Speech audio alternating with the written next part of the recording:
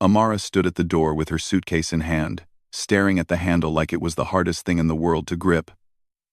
3 years, 3 whole years she had spent in this apartment with Rohan, and now she was finally doing what she should have done months ago. She was leaving. Her hand trembled slightly as she reached forward. This was it. No more second chances. No more believing things would magically get better. She had a job waiting for her in another city. A fresh start where nobody knew her story or the messy cycle she had been trapped in. The apartment was quiet except for the sound of her own breathing.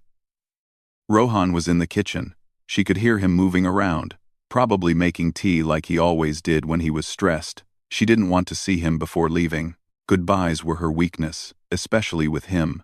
Every single time she had tried to walk away before, he had found the exact words or the perfect gesture to make her stay.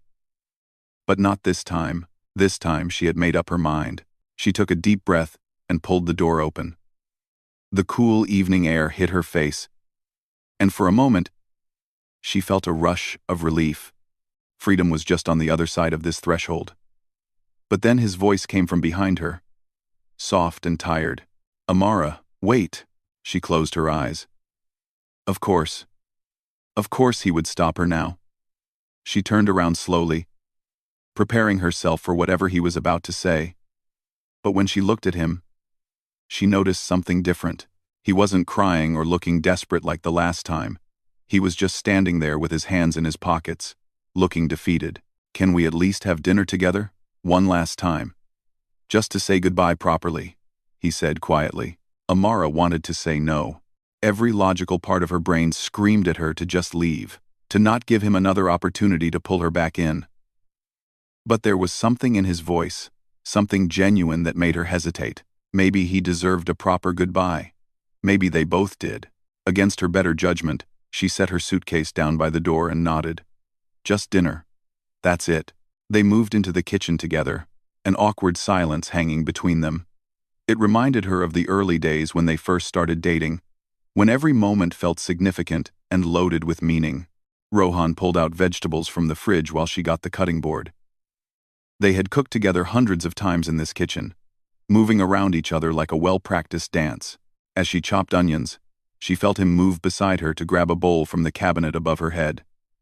His arm brushed against hers for just a second, and she felt that familiar electricity shoot through her body. It was the same feeling she got the first time they held hands 3 years ago. The same feeling that had kept her coming back every single time she tried to leave. She pulled away quickly, creating distance between them. She needed to remember why she was leaving. She needed to remember all the nights she cried herself to sleep, all the times he shut her out emotionally, all the promises he made and broke. This physical attraction, this chemistry between them, it wasn't enough. It had never been enough. But as they continued cooking, little moments kept happening. He passed her the salt, and their fingers touched.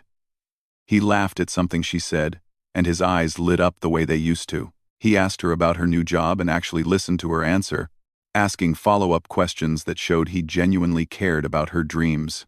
By the time they sat down to eat, Amara felt her resolve crumbling. This was exactly what always happened. Just when she built up her walls, he would do something small and simple that reminded her of why she fell for him in the first place. It wasn't big romantic gestures. It was these quiet moments of connection that made leaving feel impossible. They ate in comfortable silence for a while. The kind of silence that only comes when two people know each other deeply. Then, Rohan spoke. "I know I messed up. I know I've hurt you more times than I can count. But I want you to know that these 3 years with you were the best years of my life." Amara felt tears prick at her eyes. She put down her fork and looked at him. "Then why did you keep pushing me away? Why did you make it so hard?" He didn't have an answer. He just looked down at his plate. And in that moment, Amara saw something she had never seen before. She saw that he was just as confused and lost as she was, that maybe he didn't have all the answers, that maybe he was fighting his own battles she didn't fully understand. As the evening wore on, her packed suitcase sat by the door like a silent reminder of what she was supposed to be doing. But with each passing minute, leaving felt harder and harder. By the time they finished cleaning up together, She knew she wasn't going anywhere that night. Maybe not tomorrow either. And that terrified her more than anything else. 2 weeks had passed since that dinner, and Amara was still in the city. Her suitcase, once packed and ready by the door, now sat in the closet, half unpacked. She kept telling herself she was just tying up loose ends, finishing some projects at her old job, saying proper goodbyes to friends. But deep down, she knew the truth. She was stalling because leaving Rohan felt like cutting off a part of herself. The worst part was how easily she had slipped back into their routine. Morning coffee together, good-night texts, weekend grocery shopping. It was comfortable and familiar, like putting on an old sweater that you know you should throw away, but can't bear to part with. And Rohan, he seemed different lately, more attentive, more present, like he was trying to prove something without actually saying it.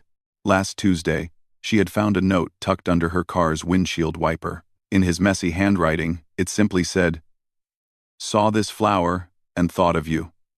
Hope your presentation goes well today." Attached was a pressed daisy. It was such a small thing, almost silly, but it made her chest tight. He remembered she had an important presentation. He was thinking of her. Then on Thursday, he showed up at her office during her lunch break with her favorite coffee order. The one with extra foam and a dash of cinnamon that she had mentioned once, months ago. Her coworkers had given her knowing looks as he left, and her friend Priya had pulled her aside afterward. "You're doing it again," Priya had said, her arms crossed. "You said you were leaving. You had a plan. What happened?" Amara didn't know what to say. How could she explain something she didn't fully understand herself? It wasn't like Rohan was manipulating her or forcing her to stay. He was just being himself, the version of himself that she had fallen in love with, the version that made her feel seen and understood in ways nobody else ever had. "It's complicated," Amara finally said. "It's always complicated with you two," Priya replied, her voice softer now. "I just don't want to see you hurt again. You were so sure 2 weeks ago. What changed?" "Everything and nothing," Amara thought. That was the problem. Nothing had fundamentally changed about their situation, but somehow everything felt different. Or maybe she was just fooling herself again. That Friday evening, after a particularly long day at work, Amara's car decided to break down on a dark stretch of road outside the city. She was on her way back from meeting a client, and the sun had already set. Her phone showed 1 bar of signal, and she felt panic rising in her chest as she stood on the empty road. She called roadside assistance first, but they said it would take at least 2 hours to reach her. Without thinking, she dialed Rohan's number. He picked up on the second ring. "Amara? Everything okay?" "My car broke down. I'm stuck on Highway 7, near the old factory. I know it's late, but I didn't know who else to call." "Stay in the car, lock the doors. I'm coming right now." 20 minutes later, headlights appeared in the distance. Rohan's car pulled up behind hers, and he got out carrying a flashlight and his jacket. The relief Amara felt seeing him was overwhelming. He came to her window, and she unlocked the door. "Are you okay?" he asked, his eyes scanning her face with genuine concern. She nodded, suddenly feeling emotional. "Yeah, I'm fine. Just scared." He opened her door and helped her out. The night had turned cold, and before she could say anything, he draped his jacket over her shoulders. His hands lingered on her arms for a moment, adjusting the jacket, making sure she was warm. His touch was gentle but firm, protective in a way that made her feel safe. "Come on, let's wait in my car while the tow truck comes. It's warmer." As they sat in his car, Rohan didn't try to make conversation or use the situation to his advantage. He just sat with her, occasionally checking his phone for the tow truck's location, his presence steady and calming. Then it started to rain, soft drops at first, then harder. "Perfect timing," Amara said with a weak laugh. Rohan smiled and turned to look at her. "You know, I'm glad you called me. Who else would I call?" she said, trying to keep her tone light. "You could have called anyone. Priya, your sister, another friend. But you called me." She didn't know how to respond to that because he was right. In her moment of fear, he was the first person she thought of. The first person she wanted beside her. What did that say about her resolve to leave? What did that say about them? The tow truck finally arrived, and Rohan handled everything while Amara waited.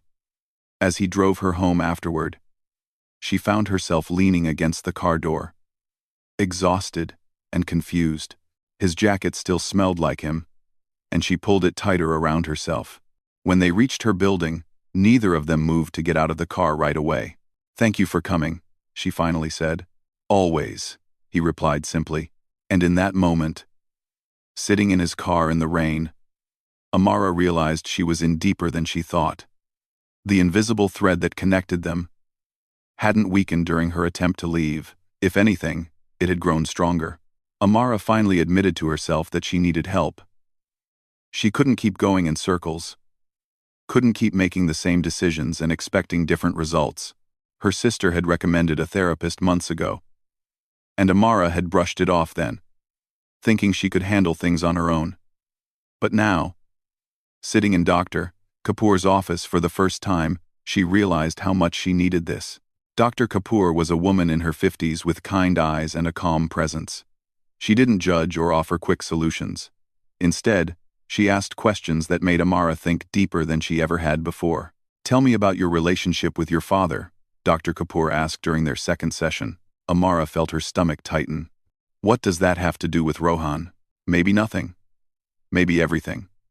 Let's find out together." So Amara talked about how her father left when she was 7. How one day he was there, and the next he was gone, with barely an explanation.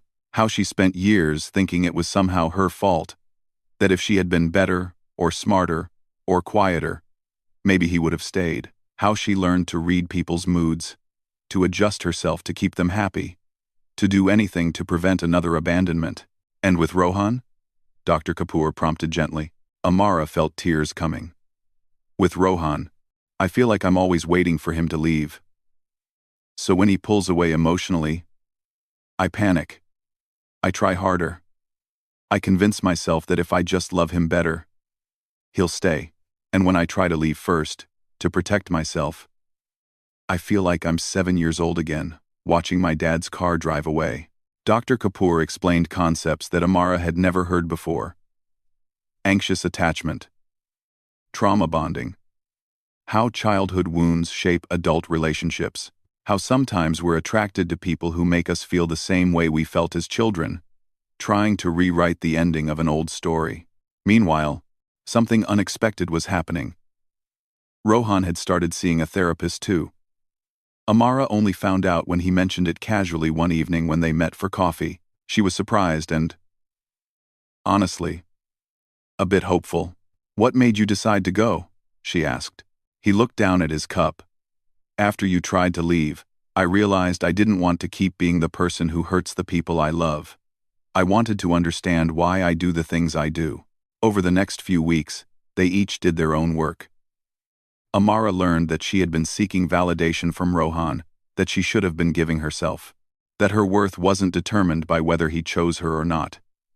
Rohan, in his own sessions, was discovering that he pushed people away before they could leave him, that he had learned in childhood that love was something you had to earn and could lose at any moment. One evening, Amara decided they needed to have a real conversation about what she had been learning. She invited Rohan over, and they sat at the kitchen table, where they had shared so many meals together, but this time felt different. There was a seriousness in the air, an understanding that they were finally going to talk about the real issues instead of dancing around them. "I've been thinking a lot about us," Amara began. "About why we keep falling into the same patterns." Rohan nodded, encouraging her to continue. "My therapist helped me see something. I've been trying to get from you what I never got from my father. Security. Consistent love. The feeling that someone won't leave me. And every time you pull away, even a little bit, I panic. It's not really about you. It's about a 7-year-old girl who never understood why her dad left." She watched Rohan's face carefully, worried he might think she was being dramatic. But instead, his eyes were glassy with understanding. "I get it," he said quietly. More than you know. My parents, they loved me, but their love always felt conditional, like I had to be perfect to deserve it. When I made mistakes, they would go silent, give me the cold shoulder for days. So I learned that love could be taken away at any moment. And with me? Amara asked. With you, whenever things get too real, too close, I panic. Because the closer you get, the more it will hurt when you leave. So I push you away first. I create distance to protect myself, and then I hate myself for it, and try to win you back. They sat in silence for a moment, both processing what the other had said. It was the most honest conversation they had ever had. For the first time, they weren't blaming each other or making excuses. They were just two people trying to understand their own broken pieces. So what do we do? Amara asked. Can we fix this? Rohan reached across the table and took her hand.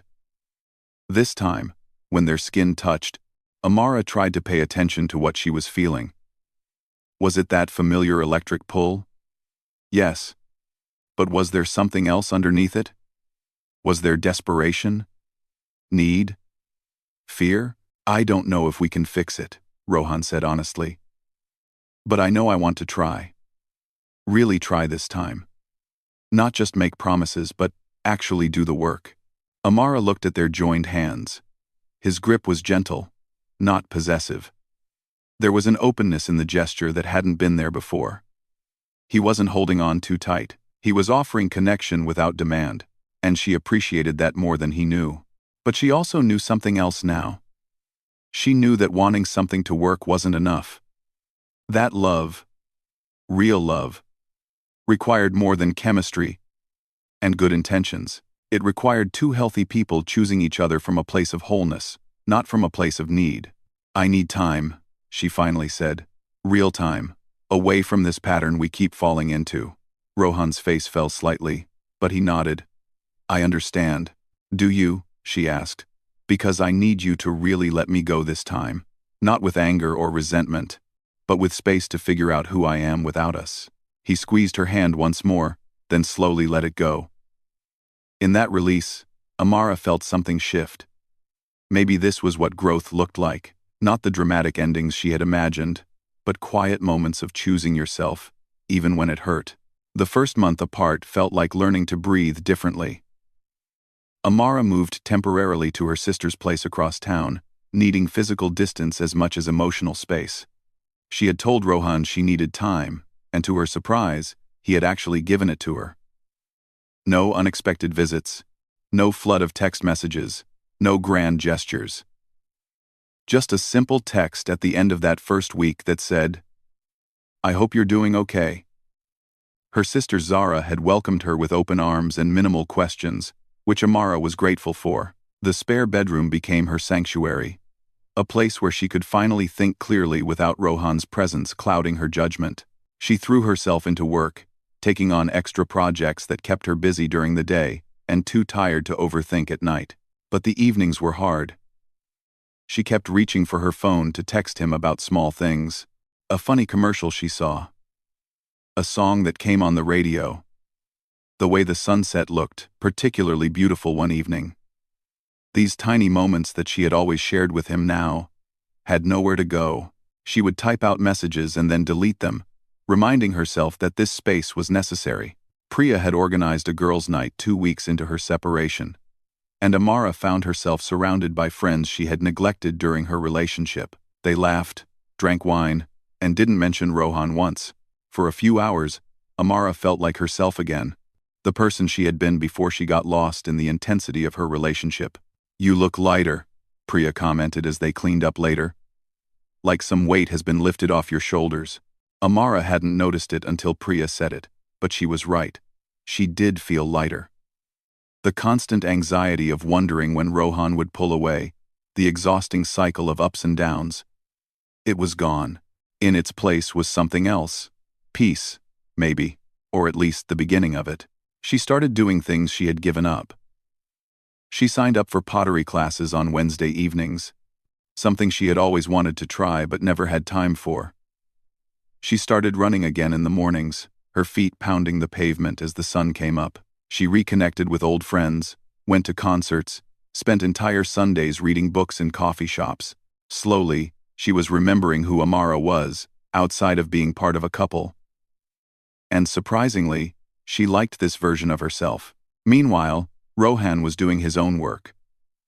She didn't know all the details, but through mutual friends, she heard he was still going to therapy, that he had started volunteering at a youth center, that he seemed more grounded somehow.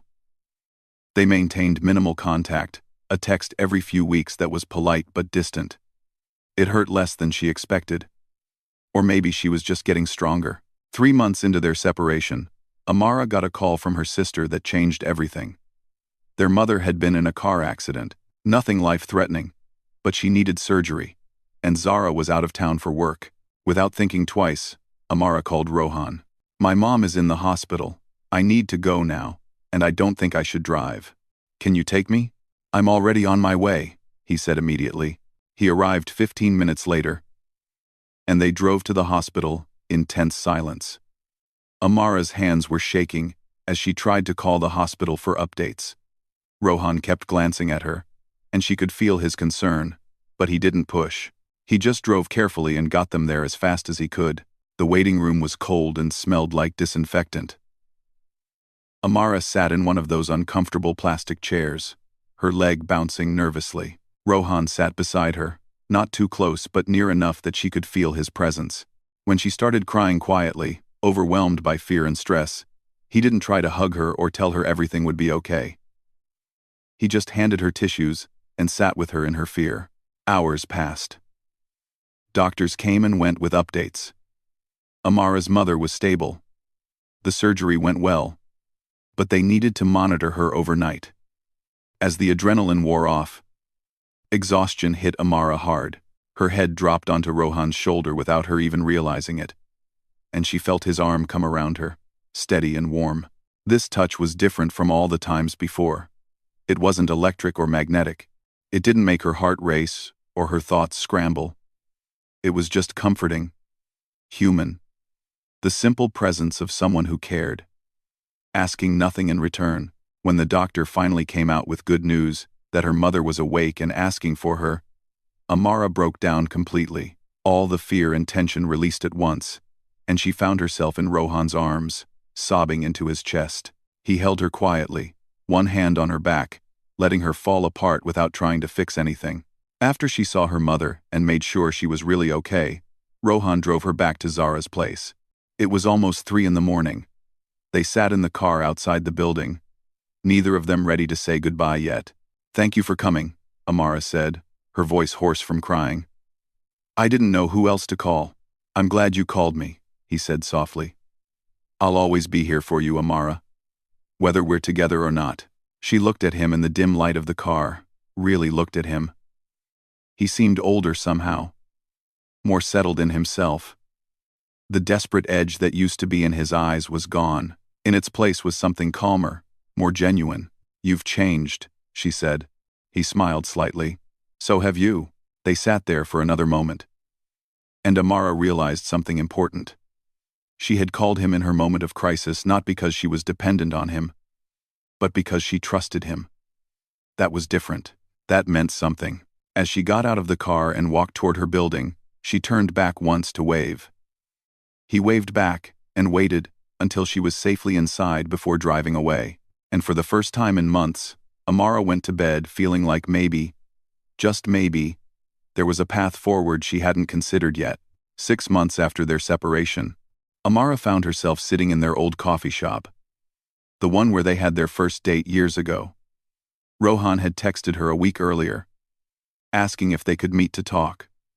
"No pressure," he had said, "just coffee and conversation." She had agreed, surprised by her own curiosity more than anything else.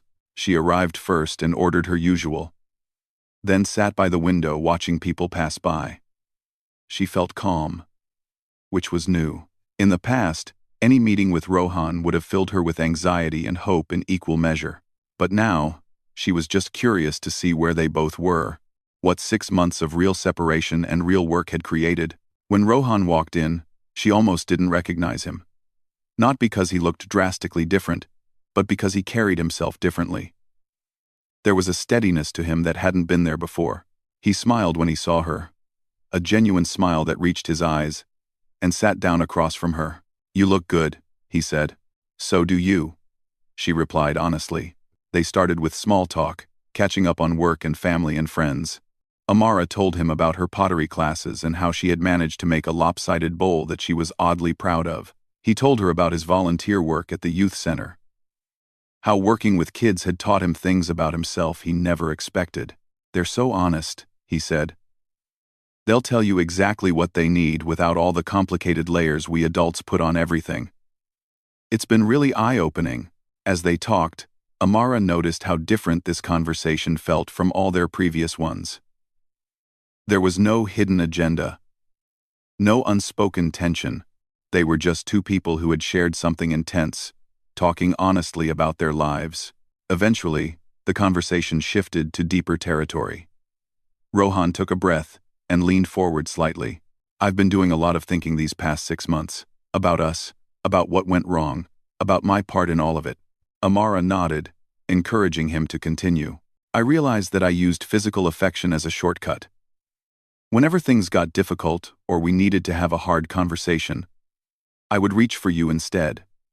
A hug, holding your hand, anything to create that feeling of connection without actually doing the work of real intimacy. I created dependency instead of partnership." Amara felt something loosen in her chest. Hearing him name it, understand it, meant more than she expected. "I did the same thing in my own way. I stayed not because I was weak, but because leaving felt like repeating my biggest childhood wound. I was so afraid of being abandoned that I chose unavailability, thinking that was somehow safer." They sat with that honesty for a moment, the weight of it settling between them. "So where does that leave us?" Rohan asked. Amara looked at him carefully, trying to find her truest answer. "I don't know. I genuinely don't know. And that's different for me. Usually, I would rush to an answer, either pushing you away or pulling you close. But right now, I'm okay with not knowing." Rohan reached across the table, and Amara watched his hand move slowly, giving her time to pull away if she wanted. She didn't. She let him take her hand, and when their skin touched this time, she paid close attention to what she felt. There was still something there. That old familiarity, that connection they had always had. But it felt different now. It wasn't desperate or consuming. It wasn't a need that made her lose herself. It was just a warm recognition of someone who mattered to her, someone who had shared part of her journey. "This feels different," she said quietly. "It does," he agreed. "I'm not trying to pull you back. I'm not trying to convince you of anything. I just wanted you to know that I've been working on myself. Really working. And if you ever want to try again, slowly and differently, I'm here. But if you don't, I understand that too." Amara felt tears forming. But they weren't sad tears. They were tears of recognition, of seeing someone really try to grow, of appreciating the complexity of what they had been through together. "Can I ask you something?" she said. "Anything. If I said no, if I said I wanted to move forward alone, would you be okay?" Rohan was quiet for a moment, really considering the question. "It would hurt. But I would survive. I know that now. My worth isn't dependent on whether you choose me. I think that's one of the biggest things I've learned." That answer meant everything to Amara. Because it told her that his growth was real.